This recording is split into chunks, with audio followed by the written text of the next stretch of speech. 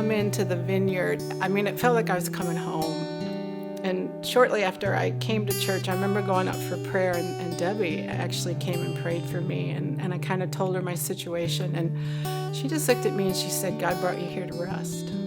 And to be that welcomed and to have no expectations except God is going to minister to you here it was such a gift. When I first came, I really thought it was going to be for 2 or 3 years. Like I was going to come and help them get started, and then I'd move back to California.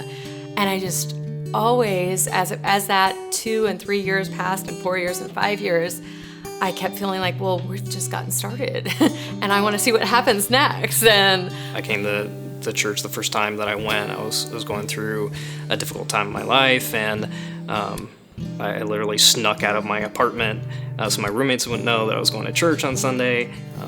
I listened to the sermon, and I felt peace for the first time. I felt like the weight of the world had been lifted off me, and that God had shown me that He saw me, that He loved me, and that He could reach me.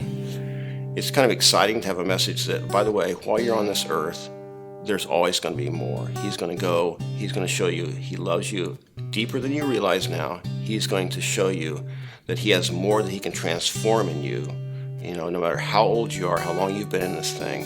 And He can show you to greater degrees that your interactions with individuals changes the world. Greg Madison has been coming to the Vineyard probably 3 or 4 years before us. And he actually invited us many, many times over the course of probably 3 or 4 years. And one day I woke up and I knew something was missing. I was so unhappy, and our relationship was so broken, and just thought, this can't be everything. I was just sad and scared because my marriage was falling apart. And I woke up that morning and thought, this is the day. Like, something told me I needed to go check it out. He had always told us, don't worry about getting dressed up. Everybody, just come as you are. Just come check it out. And I sat in the back row. By the time worship was over, I was a mess.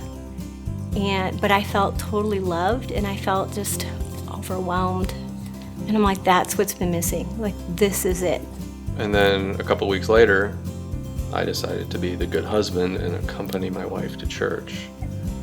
I thought, I'll come to church and I'll sit through church and I'll be the good husband and I'll support my wife. And man, the first sermon, it was like, really hit me hard. And so I kept coming back for more. And now it's been 3 years and here we are. Yeah. And since Vineyard, our marriage has definitely been restored. One of the things that I just recently actually realized, that in my first 42 years, I'd never had a relationship with God, yet He still gave me everything I wanted. He gave me my wife. He gave me 2 beautiful kids. He gave me a great career. He gave me a nice house in a great area. He gave me plenty of money. Yet,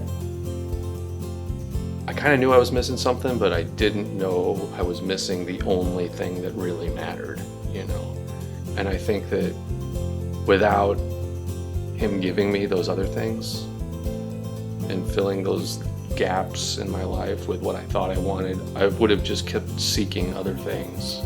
It's pretty amazing. Never would have guessed it. Never would have guessed it. Yeah. So if we can be a place where they can be comfortable enough to be themselves and let God love them and change them, then that's why we do this. What I'm most excited for is my kids. Andrew and Ellie are, they're a part of the church just as much as Emily and I are, and they know that they're loved. Like that's where they get to have their own God stories, and they get to have their own kind of interactions with God. And so I'm really excited about how their lives are gonna change as a result of coming into contact with God. And so I think even in this place of where God's taking us more and more, I think it's going to be outside the walls of our church. And I think that's going to be into our neighborhoods, and even going deeper into family units. It's going to be into our schools, into our workplaces. but it's also going to be in places that we're not familiar with, other cultures. And I don't think it's through program, it's through people understanding they carry this treasure and they can bring it to people. Whether we're in Oasis, meeting with refugees, or helping with the people who are homeless, or whatever, or our single mom up the street. They can be the same thing to the next new person that walks in. They can say to them, Jesus is real for me. God loves me. He also loves you. That's what I'm looking forward to the future, because that never ends. There's lots of people who are lost and sad and lonely.